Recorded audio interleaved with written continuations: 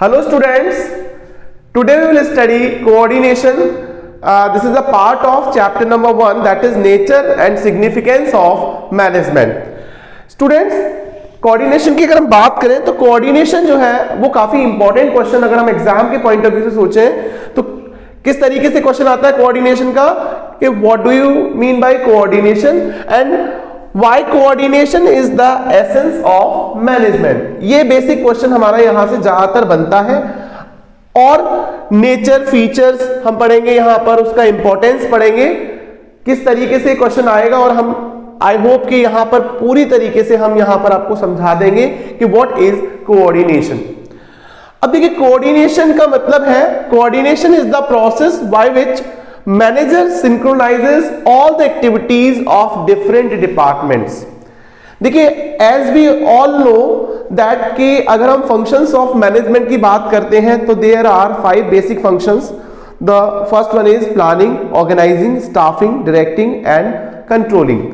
तो अब इनके अलावा एक जो और इंपॉर्टेंट फंक्शन है वो है हमारा कोऑर्डिनेशन। और कोऑर्डिनेशन क्या करता है? कोऑर्डिनेशन सिंक्रोनाइज करता है सारे के सारे डिपार्टमेंट्स को। जो एक्टिविटी वाइज हमने डिपार्टमेंट जो हमने ऑर्गेनाइजिंग स्ट्रक्चर में जो हम डिपार्टमेंट्स बनाते हैं उसमें हम क्या करते हैं, सारे डिपार्टमेंट्स को जो उनकी जो एक्टिविटीज हम परफॉर्म करते हैं, जैसे सब सेल्स डिपार्टमेंट है तो वो सेल्स से रिलेटेड एक्टिविटीज करेगा, आपका फाइनेंस डिपार्टमेंट है तो वो फाइनेंस रिलेटेड एक्टिविटीज करेगा, एचआर डिपार्टमेंट है तो वो अपने डिपार्टमेंट से रिलेटेड एक्टिविटीज करेगा। तो उन सारी एक्टिविटीज को सिंक्रोनाइज करना, सिंक्रोनाइज का मतलब है एक तरीके से मतलब ऐसा करना कि सभी जो एक्टिविटीज हैं वो एक प्रॉपर फंक्शनिंग एक जो नंबरिंग है, सीक्वेंस है, उसकी तरह वो काम करना स्टार्ट कर दें या काम करने लग जाए वो। तो कोऑर्डिनेशन यहां पर क्या कर रहा है? कोऑर्डिनेशन सिंक्रोनाइज कर रहा है ऑल द एक्टिविटीज को जो डिफरेंट डिपार्टमेंट में परफॉर्म करते हैं and basically we can say it is a force जो क्या कर रहा है, जो सारे डिपार्टमेंट्स को या सारी एक्टिविटीज को क्या कर रहा है, बाइंड कर रहा है। तो what is coordination? Coordination is the force that binds all the departments या फंक्शंस ऑफ मैनेजमेंट। जैसे इस डायग्राम के थ्रू हमें यह समझ में आ रहा है यहां पर क्या कि कोऑर्डिनेशन देखिए बीच में है planning, controlling, directing, staffing, organising. ये सारे जो फंक्शन हमारे हैं किस तरीके से क्या सीक्वेंस है, planning, organising, staffing, directing and controlling.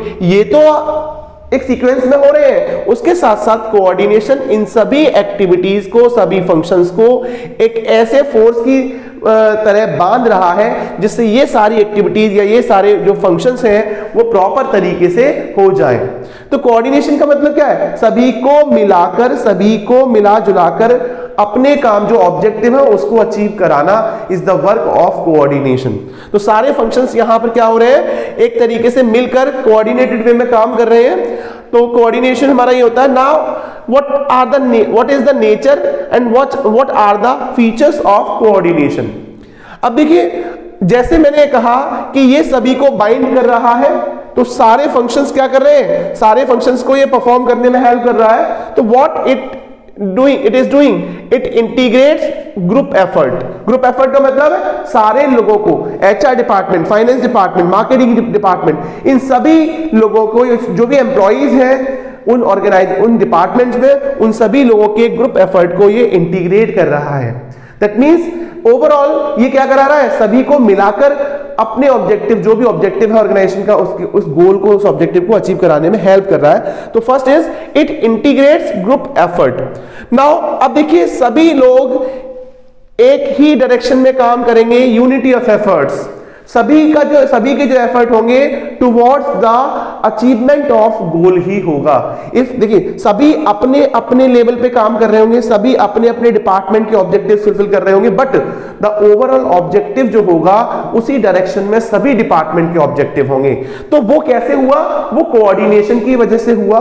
तो coordination ensures unity of efforts. जैसे देखिए क्या इसमें एग्जांपल दे रखा है, HR department, marketing department, purchase department, finance department, research and development department, इसके अलावा और भी हमारे डिपार्टमेंट हो सकते हैं। उन सभी को अगर हम जोड़ दें, उन सभी के एफर्ट को जोड़ दें, दैट मींस हमारी जो कंपनी है या हमारे जो कंपनी का जो ऑब्जेक्टिव है वो फुलफिल हो जाएगा।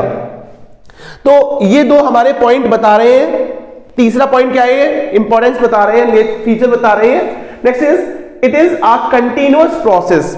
कहीं ना कहीं किसी ना किसी तरीके से किसी ना किसी लेवल पर हर किसी डिपार्टमेंट में हर समय ये कोऑर्डिनेशन होता रहता है। हम किसी ना किसी के साथ में कोऑर्डिनेशन करते हैं।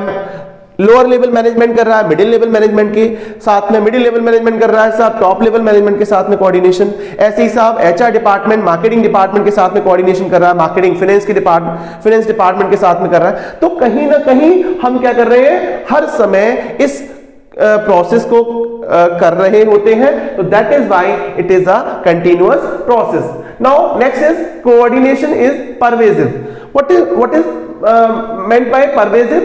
Pervasive means एवरीवेयर, हर जगह वो क्या है, कोऑर्डिनेशन हमारा एग्जिस्ट करता है। जैसे मैंने बताया eight all the levels of management and in each and every जो हमारा वो है डिपार्टमेंट है उसमें हमारा कोऑर्डिनेशन एग्जिस्ट करता है। तो कोऑर्डिनेशन इज परवेसिव। हम हर जगह ऑर्गेनाइजेशन के अंदर कहीं ना कहीं किसी ना किसी जगह पर और किसी ना किसी तरीके से हम क्या कर सकते हैं, कोऑर्डिनेशन कर सकते हैं। That is why coordination is pervasive. Next is coordination is the responsibility of all manager. साहब ये एक या दो मैनेजर की रिस्पांसिबिलिटी नहीं होती है, it is the responsibility of all the managers of the organisation. चाहे तो हम कहें marketing manager, finance manager, HR manager, it is the responsibility to coordinate with other departments of all the managers with each other. अब आता है what is the need और importance of coordination. क्या जरूरत है हमें कोऑर्डिनेशन करने की? तो ये फीचर्स हमें ये बता रहे हैं कि साहब बहुत ज्यादा जरूरत है, और वो पॉइंट वाइज हम यहां पर डिस्कस कर रहे हैं किस लिए हम कोऑर्डिनेशन करें। तो अगर हमें अपने साइज को, बिजनेस के साइज को ग्रो करना है, अपने बिजनेस को बढ़ाना है, ऑर्गेनाइजेशन को ग्रो करना है, देन हमें कोऑर्डिनेशन की जरूरत पड़ेगी। हर लेवल पर, हर फंक्शन पे हमें क्या करना पड़ेगा, कोऑर्डिनेशन करना पड़ेगा। तभी कोऑर्डिनेटेड वे में जो सिंक्रोनाइज्ड एक्टिविटीज हमारी परफॉर्म होंगी तो हमारा बिजनेस ग्रो करेगा, लॉन्ग रन में सर्वाइव करेगा एंड ऑब्वियस सी बात है कि ग्रो करेगा। Next is functional differentiation. अब देखिए फंक्शनल डिफरेंशिएशन है, हर डिपार्टमेंट अपने आप में डिफरेंट फंक्शन परफॉर्म कर रहा है। हर फंक्शन जो है हमारा क्या है, वो अलग अलग तरीके से परफॉर्म हो रहा है।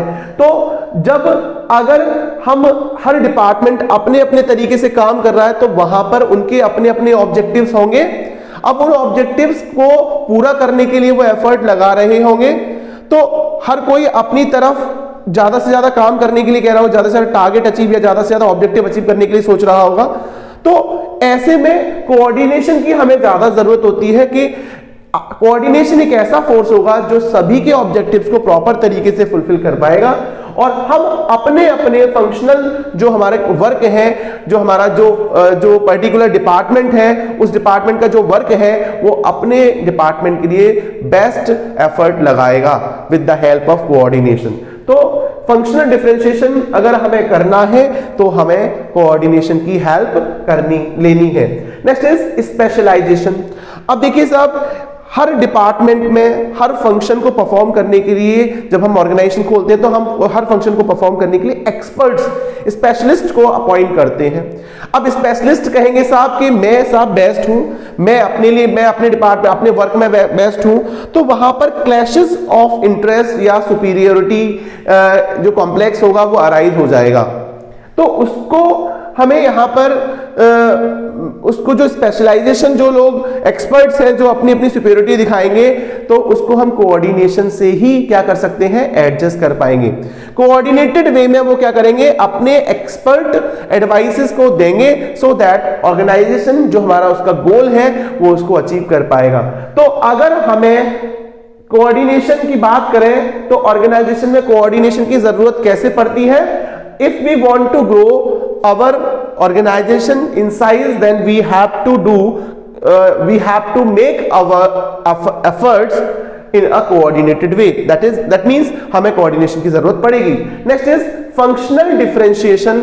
अगर हमें करना है तो भी हमें साहब कोऑर्डिनेशन की जरूरत होगी। अगर हमें स्पेशलाइज्ड परफॉर्मेंस देनी है तो भी हमें कोऑर्डिनेशन की जरूरत पड़ेगी। तभी हम एक प्रॉपर तरीके से अपनी बिजनेस को लॉन्ग रन में सरवाइव कर सकते हैं विद प्रॉफिट एंड ग्रोथ, अपने ऑब्जेक्टिव को कवर अप करते हुए।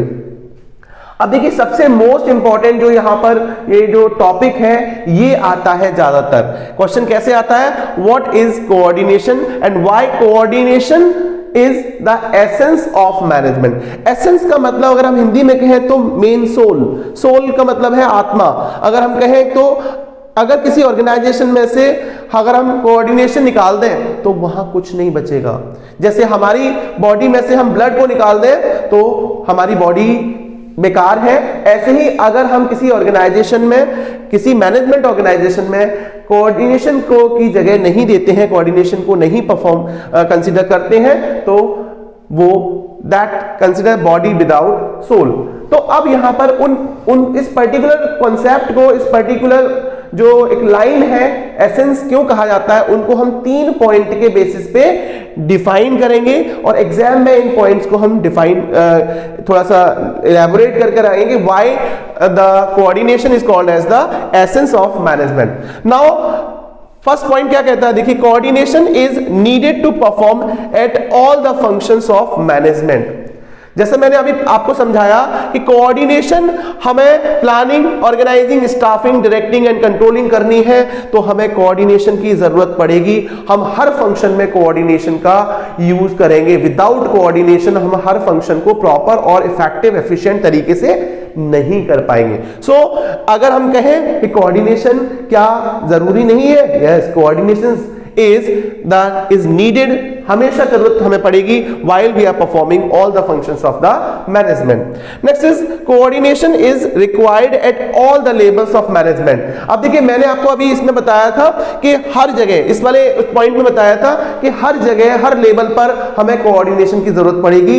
अगर लोअर लेवल वाला मिडिल वाले से का कोई काम कर रहा है तो वहां पर लोअर और मिडिल में कोऑर्डिनेशन हो रहा है। मिडिल वाला जो मैनेजर है वो टॉप लेवल मैनेजर से बात, कोई भी काम ले रहा है या काम कर रहा है या कुछ पूछ रहा है, बता रहा है, तो वहां पर भी कोऑर्डिनेशन है। तो कोऑर्डिनेशन हर जगह, हर लेवल पर हमारा एग्जिस्टेंस में होगा ऑर्गेनाइजेशन में, तभी हमारी जो ऑर्गेनाइजेशन है वो सक्सेसफुल होगी।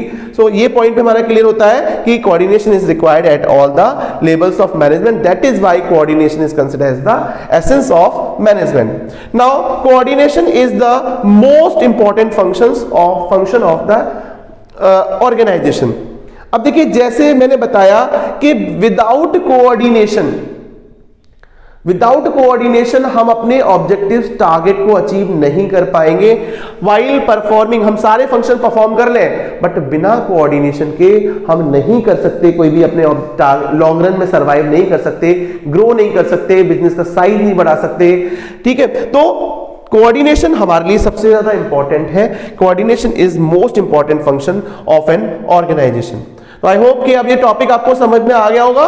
तो आप इसका स्क्रीनशॉट लीजिए, अपने नोट्स मेंटेन करते रहिए और एग्जाम में बेस्ट से बेस्ट मार्क्स आप स्कोर करिए। आप इसका स्क्रीनशॉट लीजिए प्लीज। नेक्स्ट वीडियो में हम मिलते हैं।